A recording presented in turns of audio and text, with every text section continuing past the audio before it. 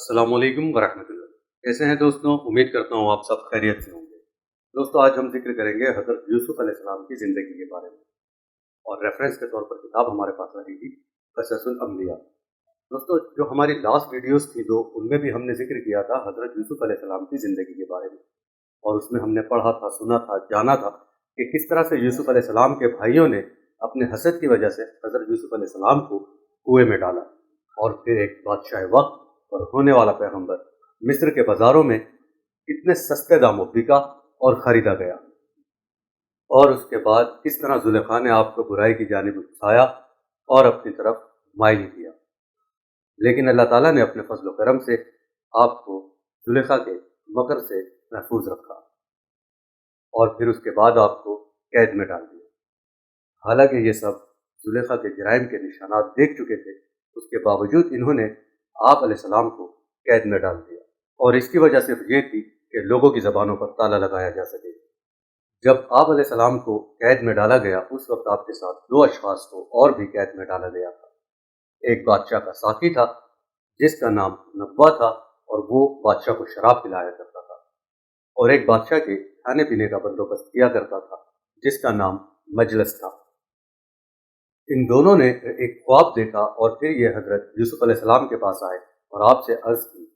اے نیک سیرت انسان، ہم نے ایک خواب دیکھا ہے، کیا آپ ہمیں ہمارے خواب کی تعبیر بتا سکتے ہیں؟ حضرت یوسف علیہ السلام نے کہا، بالکل، میں تمہیں تمہارے خواب کی تعبیر بتا سکتا ہوں۔ جو بادشاہ کا ساقی تھا اور جس کا نام نبوہ تھا، اس نے اپنا خواب بتایا اور کہا کہ میں نے خواب میں دیکھا کہ میں انگوروں کا رس نچوڑ رہا ہوں اور بادشاہ کو پلا رہا ہوں، اور جس کا نام مجلس تھا اور بادشاہ کے کھانے پینے کا بندوبست کیا کرتا تھا، اس نے اپنا خواب سنایا اور کہا کہ میرے سر پر روٹی کے 3 ٹوکرے ہیں، اور اوپر والے ٹوکرے میں سے لالچی پرندے جیسے کوا روٹی کھا رہا ہے۔ حضرت یوسف علیہ السلام نے ساقی سے کہا کہ تم مستقبل میں رہائی پاؤ گے اور تم بادشاہ کو شراب پلاؤ گے، اور مجلس جو بادشاہ کے کھانے پینے کا بندوبست کیا کرتا تھا، اسے آپ نے کہا کہ تمہیں سولی چڑھا دیا جائے گا۔ ایک قول ہے کہ ان دونوں اشخاص نے خواب کی تعبیر سننے کے بعد کہا کہ ہم نے کوئی خواب نہیں دیکھا، ہم نے آپ سے محض مذاق کیا اور جھوٹ کہا۔ اس پر حضرت یوسف علیہ السلام نے کہا کہ اب جو میں نے کہہ دیا ہے وہ ہو کر رہے گا۔ ساقی سے حضرت یوسف علیہ السلام نے کہا کہ جب تم اپنے بادشاہ سے ملو تو اس سے میرے بارے میں ذکر کرنا، لیکن وہ ساقی حضرت یوسف علیہ السلام کا ذکر اپنے بادشاہ سے کرنا بھول گیا، اور یہ بھی من جانب اللہ ہی تھا۔ وقت گزرتا گیا اور ساقی کو رہائی مل گئی، اور وہ بادشاہ کے پاس اپنے منصب پر چلا گیا اور بادشاہ کو شراب پلانے لگا، لیکن وہ بادشاہ سے حضرت یوسف علیہ السلام کے بارے میں ذکر کرنا بھول گیا۔ ایک دفعہ بادشاہ نے خواب دیکھا کہ وہ نہر کے کنارے کھڑا ہے، اور نہر سے 7 صحت مند گائیں باہر آئیں اور وہاں موجود سبزہ میں چرنے لگیں۔ پھر اس کے تھوڑی دیر بعد نہر سے 7 دبلی پتلی گائیں آئیں، اور وہ بھی وہاں موجود سبزہ میں چرنے لگیں۔ پھر دبلی پتلی گائیں نے صحت مند گایوں کی طرف دیکھا اور ان پر حملہ آور ہوئیں، اور صحت مند گائیں کو دبلی پتلی گائیں کھا گئیں۔ بادشاہ گھبرا کر نیند سے بیدار ہوا اور کافی پریشان ہوا، لیکن تھوڑی دیر کے بعد بادشاہ پھر سو گیا، اور بادشاہ نے دوبارہ ایک خواب دیکھا کہ ایک شاخ پر 7 سبز خوشے لگے ہیں، اور ایک شاخ پر 7 خشک خوشے لگے ہیں، اور 7 خشک خوشوں نے سبز خوشوں کو کھا لیا ہے۔ بادشاہ بہت پریشان ہوا، اور اگلے دن اس نے اپنے درباریوں اور اپنی قوم کو یہ خواب بتایا اور اس کی تعبیر پوچھی، لیکن کوئی بھی ان خوابوں کی تعبیر نہیں بتا سکا۔ سب نے کہا ہم اس خواب کی تعبیر بتانے سے قاصر ہیں، اور یہ تو ملے جلے بہت پریشان کن خواب ہیں۔ عین اسی وقت ساقی کو حضرت یوسف علیہ السلام کا خیال آیا، اور اس نے بادشاہ سے کہا کہ میں آپ کو ان خوابوں کی تعبیر بتا سکتا ہوں اگر مجھے قید خانے جانے کی اجازت دی جائے۔ لہٰذا اسے اجازت دی گئی، اور وہ یوسف علیہ السلام کے پاس آیا اور حضرت یوسف علیہ السلام سے کہا کہ مجھے ان خوابوں کی تعبیر بتائیے تاکہ جا کر میں بادشاہ کو بتاؤں اور یہ لوگ آپ کی قدر جانیں۔ حضرت یوسف علیہ السلام نے بنا کسی تاخیر کے اور بنا کسی شرائط کے ان خوابوں کی تعبیر بتا دی۔ حضرت یوسف علیہ السلام نے کہا کہ آنے والے 7 سال فراوانی کے ہوں گے، اور اس میں خوب غلہ اگے گا، اور پھر بعد میں آنے والے 7 سال خشک سالی اور قحط سالی کے ہوں گے، اور اس کے بعد ایک سال آئے گا جس میں خوب بارشیں ہوں گی، پھلوں کی فراوانی ہوگی اور لوگ خوب رس نچوڑیں گے۔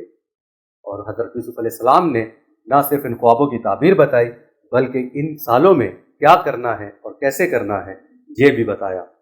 بادشاہ نے حضرت یوسف علیہ السلام سے متاثر ہو کر حضرت یوسف علیہ السلام کی رہائی کا حکم دیا تاکہ حضرت یوسف علیہ السلام کو اپنے مقربین اور خواص میں شامل کیا جا سکے۔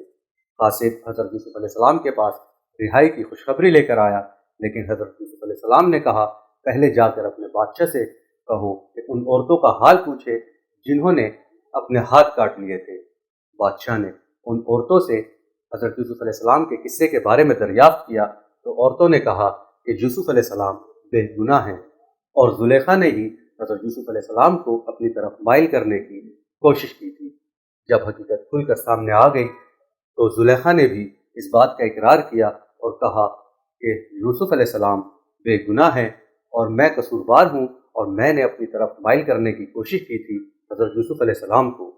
اس کے بعد بادشاہ نے حضرت یوسف علیہ السلام کو دوبارہ رہائی کا حکم دیا اور حضرت یوسف علیہ السلام سے ملاقات کی۔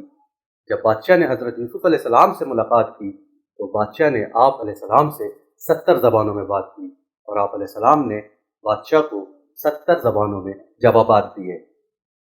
حضرت یوسف علیہ السلام سے ملنے کے بعد آپ علیہ السلام کی قدر و منزلت، شان و عظمت اور مزید واضح ہو گئی، اور بادشاہ نے حضرت یوسف علیہ السلام کو منصب کی پیشکش کی۔ حضرت یوسف علیہ السلام نے کہا کہ مجھے مملکت کے خزائن پر مقرر کیا جائے، میں اس کی حفاظت بھی کر سکتا ہوں اور میں اس کام سے واقف بھی ہوں۔ تو دوستو، یہ تھا قصص الانبیاء میں حضرت یوسف علیہ السلام کا قید میں ڈالے جانے اور قید سے باہر آنے کا واقعہ۔ چونکہ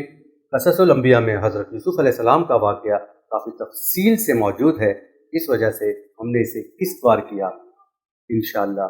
اگلی ویڈیو میں ہم یوسف علیہ السلام کے بھائیوں کے اور ان کے والد حضرت یعقوب علیہ السلام کے ملنے کا ذکر کریں گے۔ تب تک کے لیے مجھے اجازت دیجیے۔ السلام علیکم ورحمۃ اللہ۔